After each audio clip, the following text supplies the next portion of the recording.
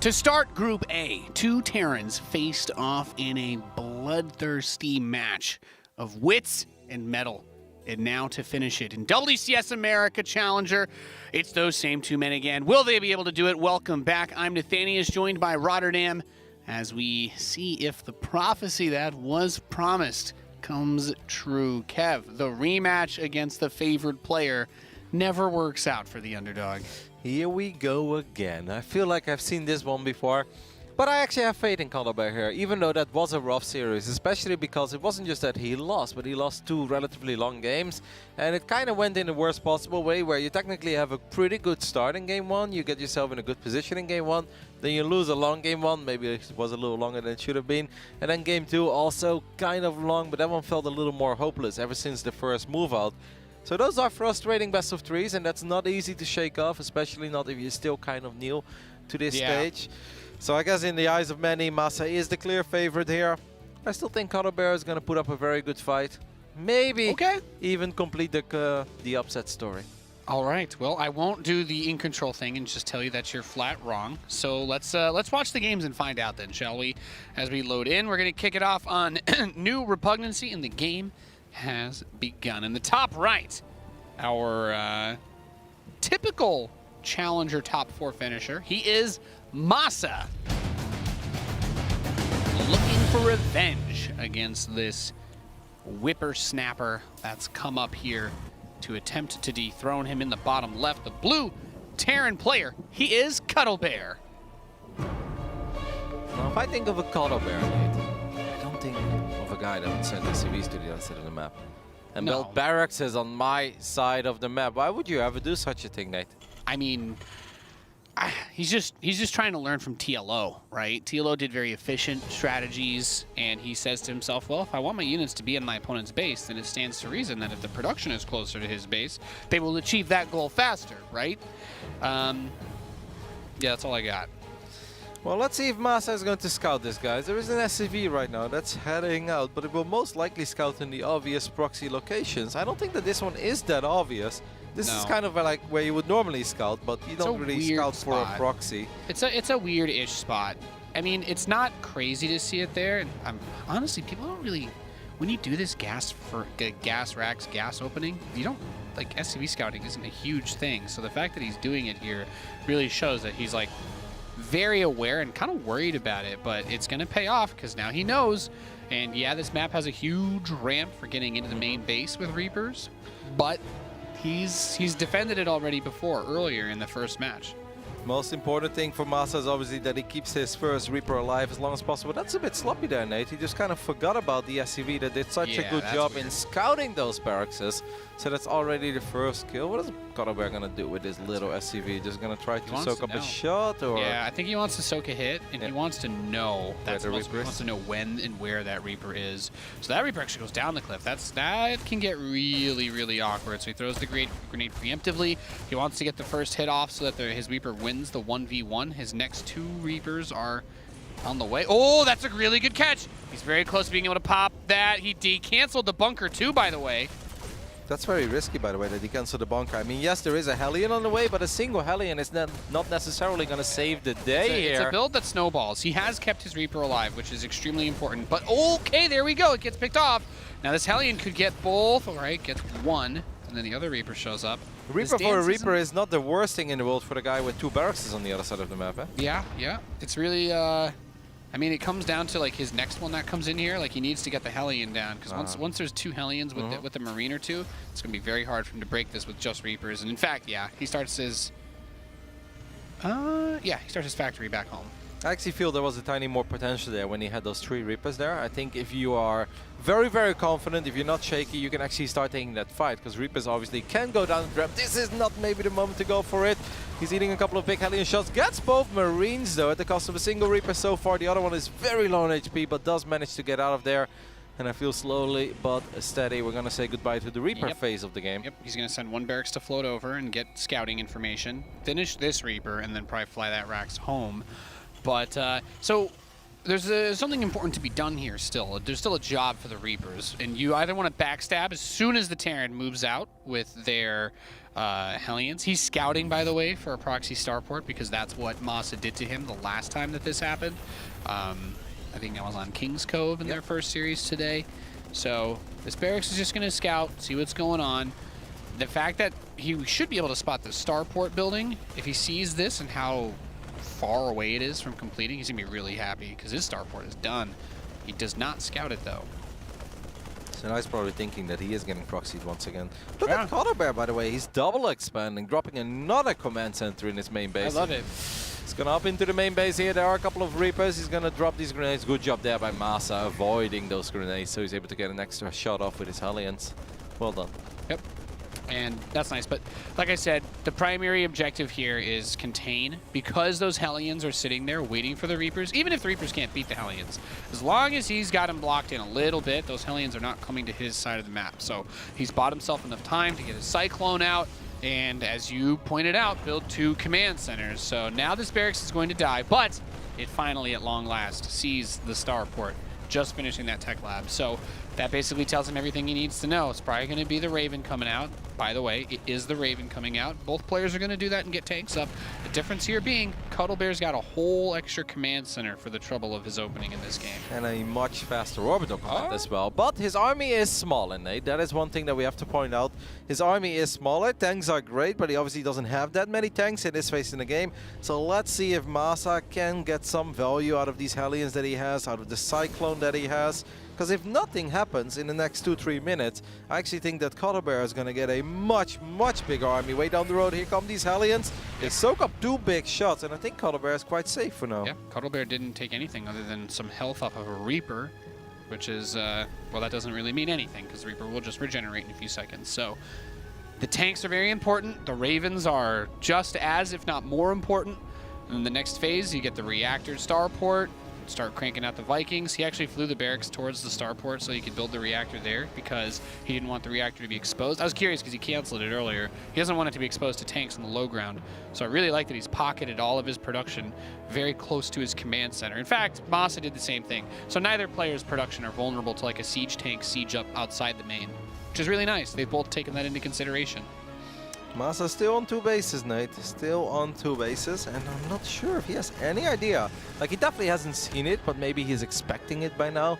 That Cuddlebear already has 3 orbitals, but this is something that's really going to hurt. MaSa's gonna have to make some plays. He doesn't have to do it right now, but in the next minute or 2, it is important, and eventually he gets himself in a good position. Either gets a contain off or gets a great fight. Otherwise, things will start spiraling out of control. But hey, look at these Ravens. Look at the Cyclones. Look at the tanks. There is absolutely room for a great place here if you're MaSa. Yeah, this is a very awkward situation because MaSa does not have extra barracks. He is starting them now, but he didn't have the 3rd command center either. So even though his stim is coming in, he doesn't really have anything to supplement it with. Meanwhile, Cuddlebear starts his extra barracks, but he's already got 3 orbitals, so he no longer has to really think about his economy anymore. He's got plenty of SCVs, so as soon as he gets the army that he needs to secure that 3rd, he should just go for it. But this is where that Raven potentially becomes very crucial. That was so scary. You know what? MaSa only built 1 Raven this game, so he doesn't really have that many interference matrix available. He only has 2 off that Raven, I think 3 in a few moments, but Cuddlebear has huge potential to shut down all the tanks. And he's going to have way more scans, by the way, because he's up a command center. So, you know, it's like if they want to trade scans, that's actually kind of good for Cuddlebear, because he's always going to have some more. Cuddlebear's army looks incredibly small here, but with the Ravens, these numbers can be a bit deceiving. If he gets a couple of good interference matrices, he is on siege with everything once again. Here come the Ravens of MaSa. The siege tanks, or excuse me, the auto turrets that get dropped down, really painful. The auto turrets actually killed one of the Ravens before it was able to do anything. So MaSa gets that engagement that you were talking about, the one that he was looking for. Despite things looking really nice for Cuddlebear, MaSa forced the fight that he needed, and he's able to take it. GG. That's really upsetting to see it like that, though. Like, you're jockeying for a position. I think a lot of it comes down to Cuddlebear probably did not realize that MaSa was in the position that he was in. I think Cuddlebear maybe expected that it was a little bit closer. So And if you're Cuddlebear in that situation, from the Terran perspective, if you think that your opponent also has the 3 CCs and they're getting their barracks and they're on your side of the map, you need to dance with him. Yeah, you need to dance because A, he might siege up on your main and try to push in like that. B, the natural, which we saw, actually that was how Cuddlebear beat MaSa on this map in their first series, was he got that siege position by the natural. He doesn't want to give that position up. But also, because he's on his side of the map, he might just mentally assume, he's like, oh, well, he already landed his 3rd command center. I need to land mine. I need to get him off my back to do that. Well, the opposite was true. He was actually up 8-9 workers there as well, and a base, obviously. So the fact that all tanks were on siege and one of the Ravens going down, I mean, it felt like MaSa's Raven had a lot bigger impact, or had a much bigger impact on that battle than the 2 Ravens of Cuddlebear combined, and that's obviously not the way it should be. I think, honestly, it was just MaSa taking the initiative. I think Cuddlebear maybe was looking at something else, or just like did not expect it to be like that, but he didn't have Vikings to push that Raven away, so it just runs up, drops the 3 or 4 auto turrets, and then the turrets actually killed one of Cuddlebear's Ravens immediately, so his lower hit point one, or lower energy one, dropped like 2 turrets of its own, but the tanks were already sieged for MaSa, so they instantly blow those turrets up, and the other Raven does nothing, it just died immediately, so... And all of the tanks of Cuddlebear were next to each other as well when he did kind of siege them, realizing that MaSa was going up the ramp, so there was a panic damage siege. as well. It was a panic siege. Unfortunate, the young Cuddlebear probably got himself in a pretty sweet position there. He always had the smaller army. We did point that out. Obviously, MaSa always had the room to make some great plays, and I guess you can just leave it in the hands of MaSa to eventually expect one of those great plays to come true, and that is exactly what happened. I also still felt early game there were some moments where maybe if Cuddlebear is slightly more used to this stage, if he's slightly more experienced playing in these WCS challengers, that I think he could have gotten more value out of his Reapers. If he would have truly have 110% confidence in his ability to micro these units to their fullest potential, there was absolutely more damage to get, and he just kind of settled for less, I think. Yeah. Like I said, TvT is just it's a very weird matchup because your units are extremely powerful and extremely weak. It's at the same time, it's like tanks have the potential to do insane damage, but caught out of position or in the wrong spot or without vision for even just a moment, get completely obliterated. Your build completely falls apart. You drop down 1 or 2 tanks in that count, and then all of a sudden your opponent's pushing up on you. Same with the Raven, right? It can do so much, but it's got to get close to drop those turrets. You always have to be worried about stuff like the Vikings, and in that case, like the auto turrets focus fire down that Raven crazy fast. So you need to be very precise with everything that you have, even though Cuddlebear was, and I'll say it again, he was in a great position last game. He was not able to capitalize on it when it came down to the control and the micro. And in TvT, micro still rules overall. Cuddlebear proxying once again, but this time it is a single barrack. So a little bit of a mind game here as well, right? Giving MaSa perhaps the idea that he's once that first Reaper shows up, right? Maybe MaSa will throw up that bunker again immediately, and MaSa will read it for what it's not. Ooh, but it's not just a regular he doesn't proxy. even... He's going to build a reactor there. He's going to go full 1 base all in? He probably proxy the factory as well? Yeah. Yeah. Factory timings identical. Reactor timings pretty much identical. If he rushes to get Hellions and Reapers, like he might make MaSa cancel his reactor to try and get units out here. I don't actually, think by the way, what a read by, or a read, I don't know, what a guess perhaps by MaSa. I mean, he doesn't have a single unit. Imagine if this was a double Rax proxy. Yeah, if it was double Rax Reaper, he would just be dead. But he's still going to build 2 Reapers out of the reactor barracks, but it doesn't matter at this point because he should be able to get Hellions. Like, I imagine the goal here is to force him to overreact. Try to get Marines, Hellions, and then the proxy factory would actually just build like a siege tank or something, which I would really like to see. Instead, it's going to be a Hellion out of Cuddlebear, which puzzles me still further. I guess maybe he wanted to make sure he could afford the starport first.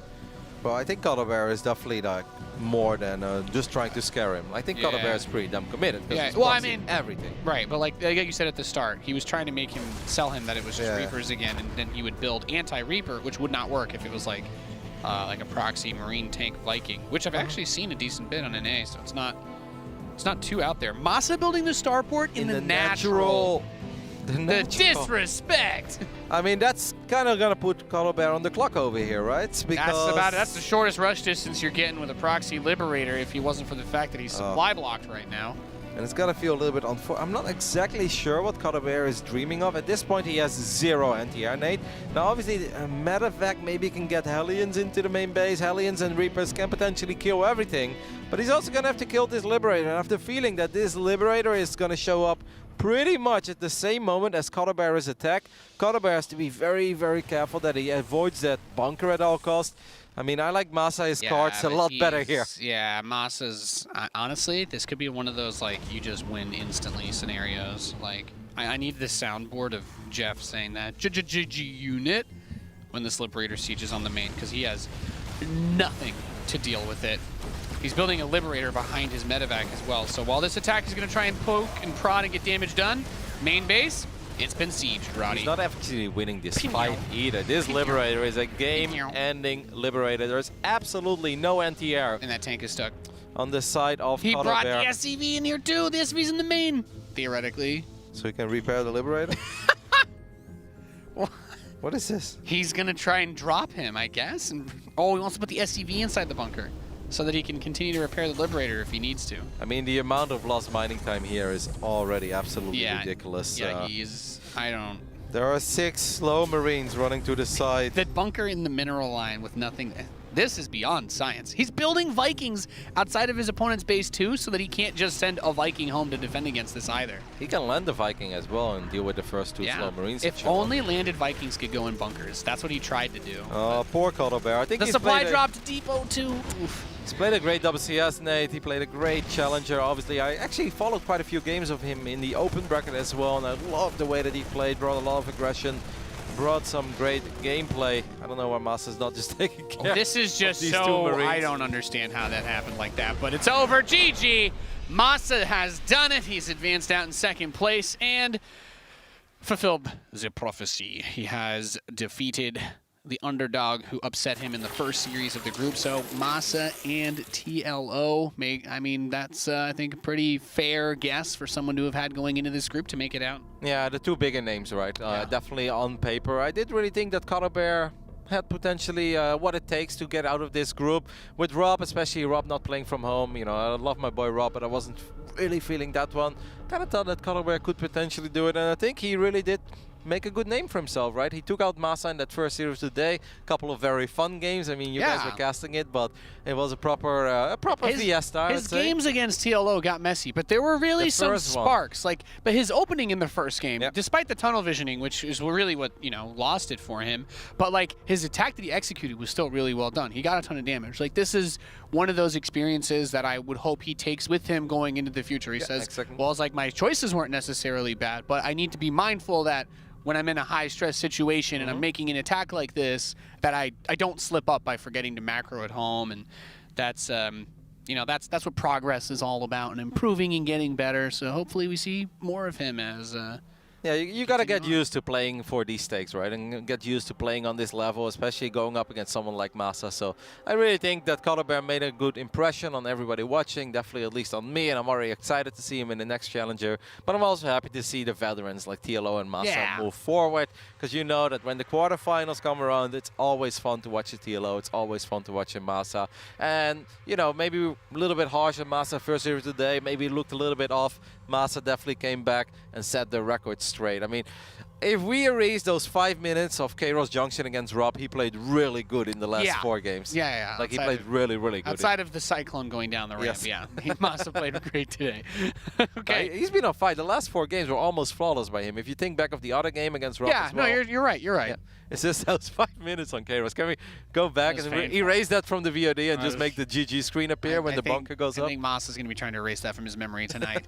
Of course, we had a bunch of great games today. We're going to go over them again real quick for you. Here were today's matches from America, of course, as we talked about. TLO made it out in the winner's match against Cuddlebear, and MaSa made it out in the decider. So Cuddlebear with the early upset, but not able to make it happen past that. Funny as well, there's a little bit of chat going on. MaSa saying, they're saying like GG. MaSa's like, you robbed my first seed, by the way.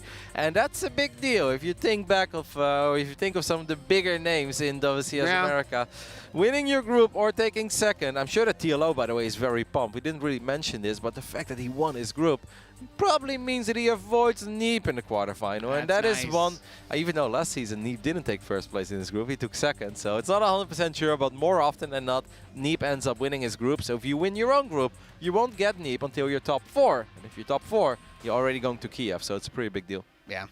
And that concludes day 1 of Challenger for WCS Summer here in the year 2019. I'm Nathanius, joined by Rotterdam. We'll be back tomorrow with more StarCraft. We'll be live at 7 a.m. Pacific time. That's 10 a.m. Eastern time and 4 p.m. Central European. I wasn't really listening, but what was it? Like 10 a.m.? 10 a.m. Eastern time. Yeah. Then it's 1 p.m. I'm good at the game. I know what I'm talking about. We'll see you guys bright and early tomorrow. This has been WCS Group A. Have a great day.